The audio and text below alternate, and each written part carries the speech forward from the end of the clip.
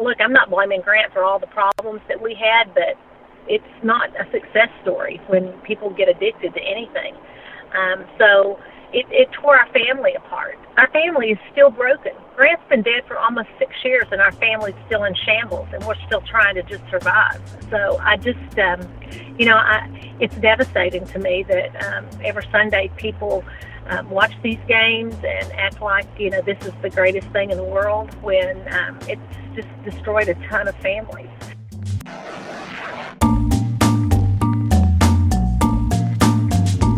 For decades now, football has been America's favorite sport. We love its athleticism, its speed, its grace, and if we're being honest, we also love its violence and its brutality. He hasn't moved since he took that hit. The players are modern-day gladiators, sacrificing their bodies for every yard of Coliseum turf. Once again, a violent collision. This one's head-to-head. They get dinged up, they get their bells rung, and then they shake it off and get back out there, all for our entertainment. Are you not entertained? But it is becoming increasingly apparent that there is a price to be paid for this entertainment. Long-term effects that can dramatically impact the lives of both the athletes and their loved ones. People need to know that the human brain is a post-mitotic organ. It doesn't have any reasonable capacity to cure itself of injuries. Welcome to Season 1 of the Razed Sports podcast, in which we'll tackle the issue of concussions and CTE, brain trauma in the sport of football. He took a vicious hit. He's still down, hasn't moved. What does it all mean for the health of the athletes, these modern-day gladiators? I don't know how you take this out of the game of football. I don't know if there's anything you can do. And how will our growing knowledge of the issue impact the future of the sport itself? In the long run, is it all worth it? Atwater just killed Randy Hilliard. Episode 1. It's not a success story. In football, nothing begins until the center snaps the ball. The quarterback can call for it all he wants, but until the center actually gives it to him, nothing happens. The next thing that generally occurs is that the center crashes headfirst into the man lined up across from him. That's two 300-plus pound men, their brains encased in hard plastic helmets, smashing together. This happens pretty much every play. Grant Feasel was a center, first at Barstow High School, then at Abilene Christian University, and finally for 117 games in the NFL with the Colts, Vikings, and Seahawks.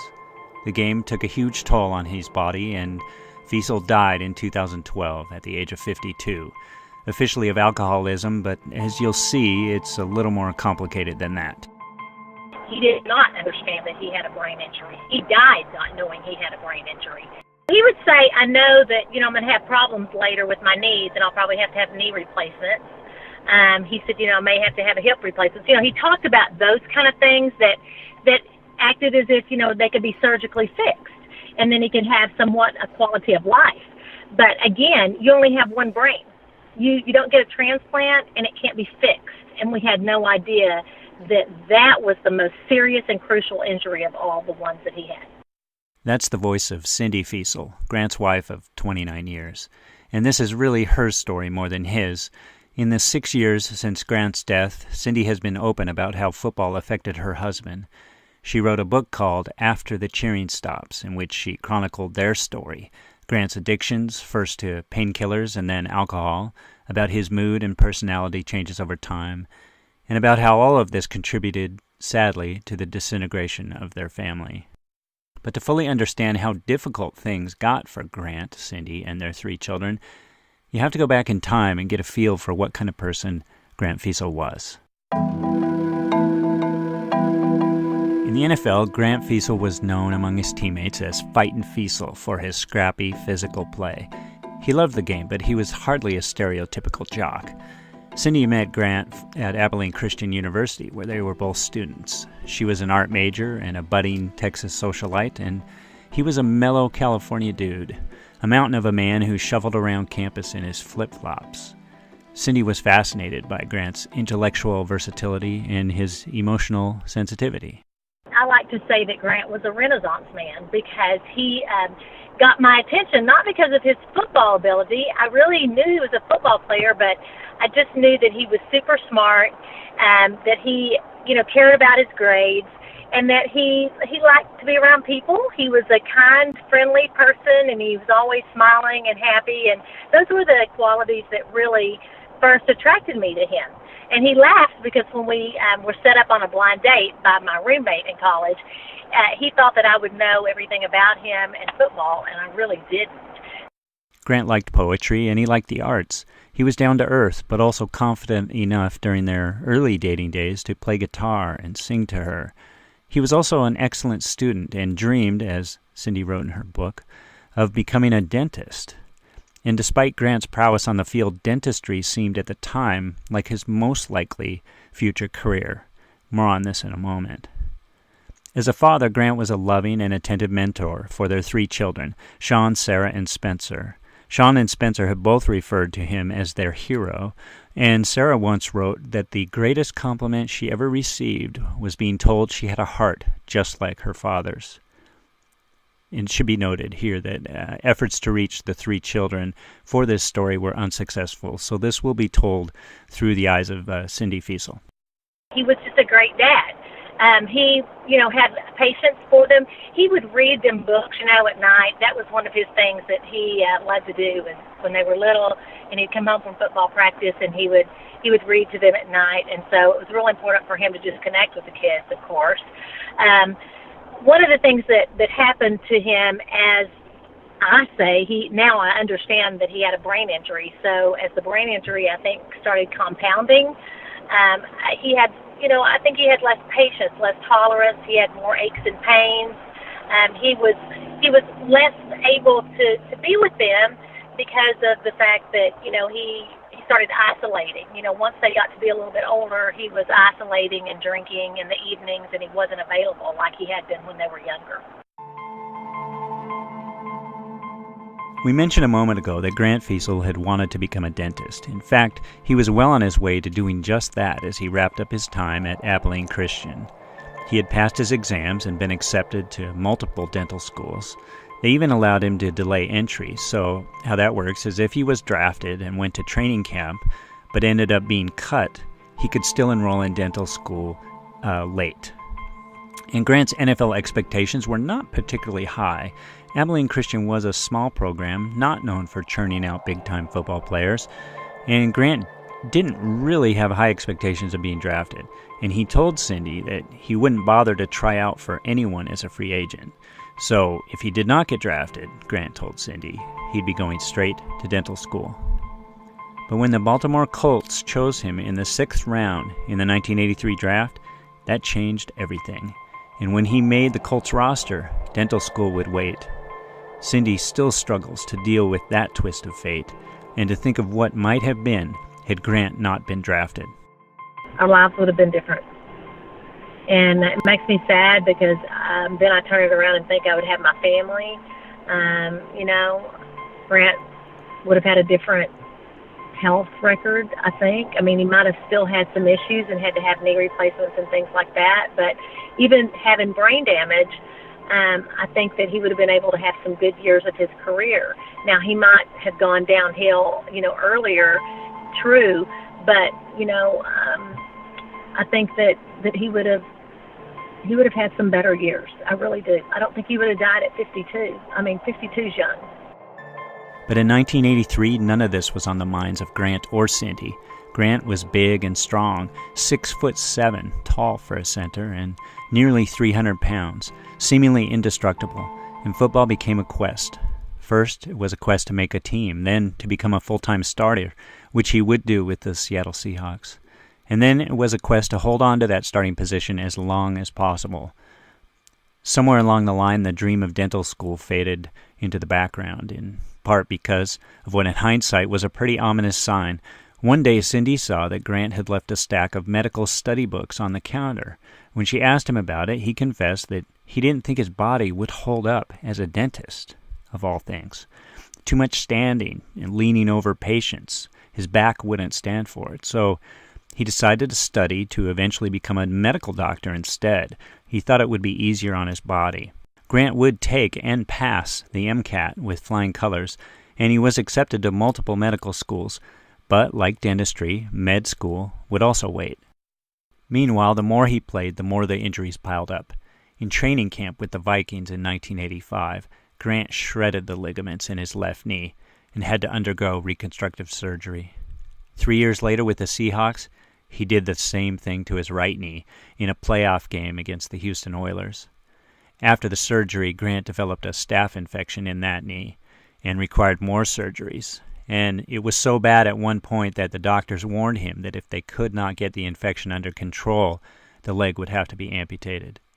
But Grant would recover and keep on playing football.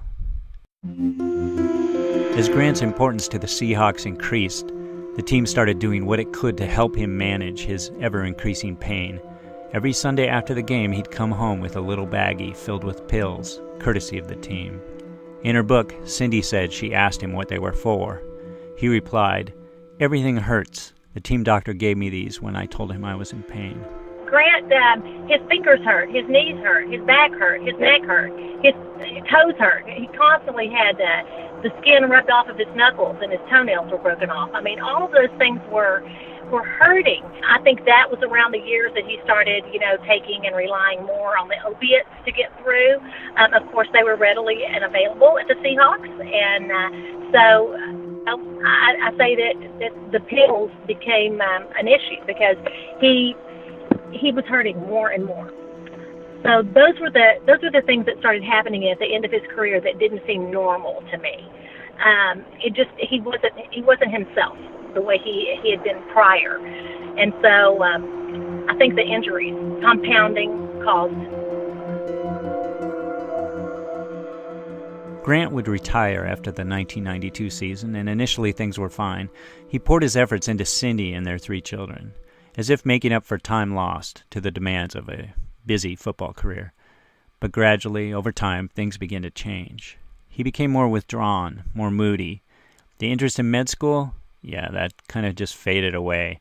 Instead, he got a job selling medical equipment, and when Cyndy asked him about it, he simply reasoned that, hey, at least I'm still in the medical industry. Grant continued to take painkillers when he could get them, and he supplemented that with hard alcohol, sometimes taking them together. At first, he would go out after the kids were asleep to buy whiskey, or later, vodka would be his beverage of choice, but soon he would simply hole up in his office at home, drinking much of the night and sometimes during the day. When Cyndy questioned Grant about it, he would simply say that he was in pain and this is what he had to do to deal with it.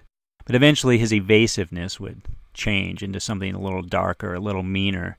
He'd hide liquor bottles in the house, and when confronted, his resistance was more forceful. He'd swear at Cyndy, he'd call her fat and other names, tell her to just leave him alone. There were also a couple of instances where he got physical with her. In one particularly frightening episode that Cyndy writes about in the book, Grant storms into the guest bedroom where Cyndy was sleeping. He comes in at 3 a.m, flips on the lights, brandishing a large knife that he got from the kitchen. And this is Cyndy's writing right here. He said he'd just called the police and told them I was trying to kill him. I looked at the kitchen knife he was holding. You said I was trying to kill you? Yeah, I did.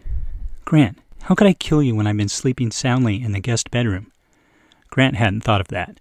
But you want to. No, I don't. Go back to bed. Grant shrugged and left. Once I heard the master bedroom door close, I jumped out of bed and locked myself in the bathroom. I didn't know if he would be coming back or what he was capable of in his mind-altered state.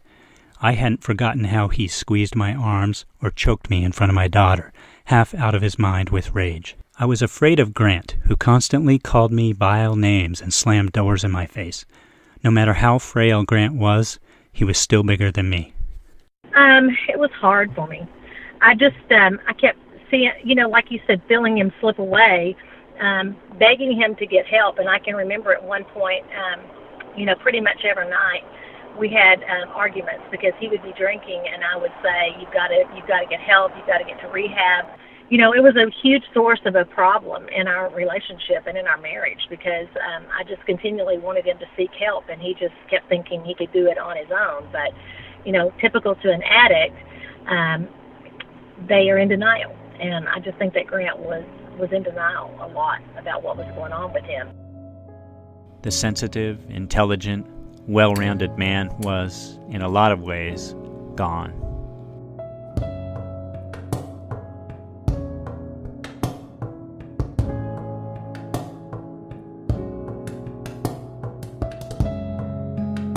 The pain led to the pills, led to the alcohol, and you can probably see this coming, led to the breakup of the Feasel family. Grant's behavior grew worse, and he resisted efforts to help him. At one point, he did agree to go to rehab, but he left after a week of what was supposed to be a month-long stay. Cyndy didn't know what was happening to him, not really. She may have thought he was becoming an alcoholic, but she had no idea that Grant's brain was damaged and he couldn't do anything about what was happening to him. What she did know was that it was becoming increasingly difficult to be around him, and so she stayed away. She got a job teaching art. She started going to the gym. His comments about her weight had gotten to her. Grant noticed her absence and accused her of having affairs, an accusation that shocked her, except then that's actually what she did. It was brief and it was regrettable. Cyndy is open about it in her book, but it was one of the final dominoes to fall in their relationship. I came undone at the end. I think that I had a mental breakdown when I had the affair and the things that weren't right that I did. I've apologized for all of those things, but I'm just saying that wasn't typical of my behavior. I had had as much as I could mentally. I think that people can only take so much. I'd taken 29 years of the man that I loved distancing himself from me. I don't know that many people that can stand strong through that. Most people would have left their significant other years prior. I stayed with Grant because I loved and adored him, and I wanted my kids to have their dad. But I think now that maybe I did a lot of damage by just staying. I don't know.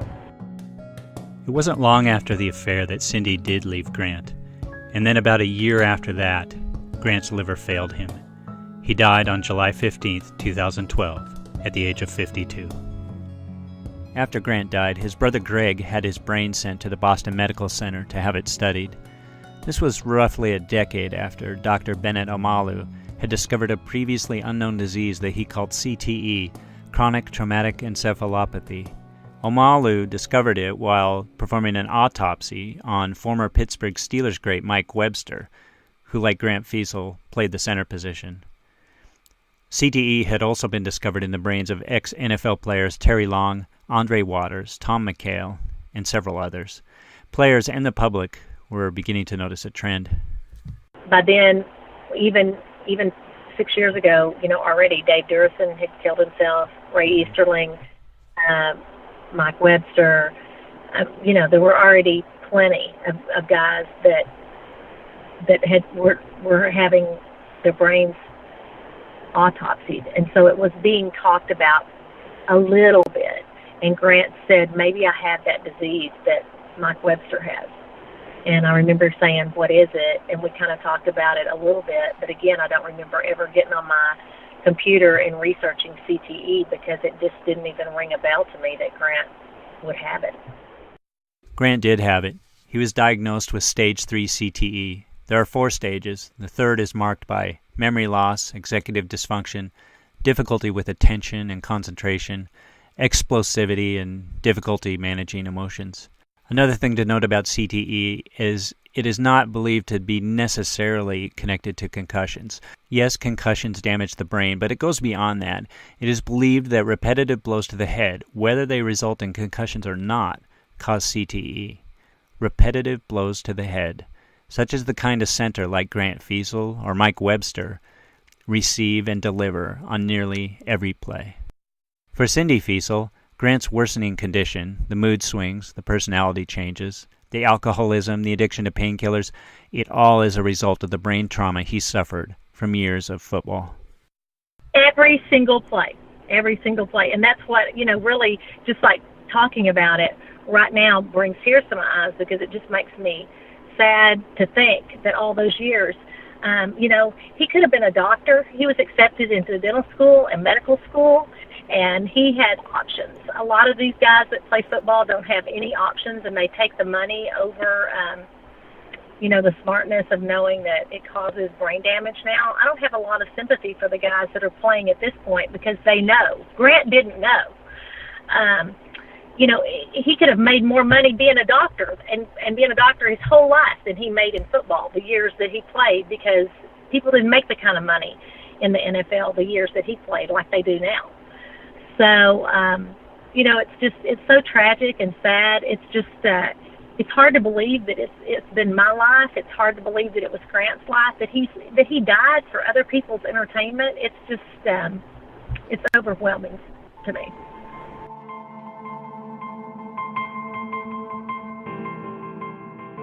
Cyndy holds the NFL accountable for so freely handing out painkillers to Grant, playing a role, in her opinion, of turning him into an addict. But mostly, she's just sad that playing the game changed her husband into someone who, in the end, she hardly recognized. And she's devastated by what happened to her family. Her children have not spoken to her since Grant's death, she says. Her text messages go unreturned. Mother's Day is ignored. Cyndy says they blame her for the mistakes she made and for leaving Grant when he was suffering and in need. But she doesn't think they understand the whole story. A lot of other families that have been through what our family's been through, they're broken. And I know that that's not what Grant would want. Listen, I understand now Grant had a brain injury. He wasn't just an addict. He was a brain-damaged addict. He couldn't control anything that was happening to him. Cyndy wishes she had been more knowledgeable about what Grant was dealing with at the time, saying she would have been better equipped to help him, better able to present evidence to convince her husband to really seek help. She also wishes she had a chance to explain everything to her children and to work on healing those relationships. She says she knows that time heals, and she's hoping and praying that over the weeks, the months, the years ahead, that, in her words, their hearts soften and they decide they want to discuss it. Because she believes that the situation will not get better for any of them until they all sit down and talk about what happened.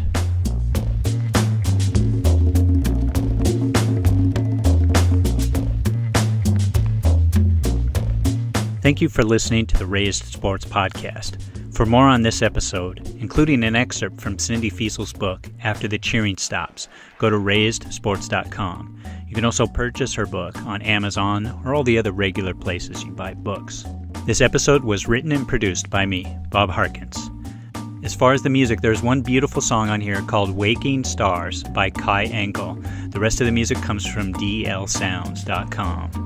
Please follow Razed Sports on Twitter and Facebook, and if you'd like to support our work, become a member on patreon.com/razedsports. There, for as little as $1 a month, you can receive special member benefits and be eligible for prizes, and all the money helps us make more episodes.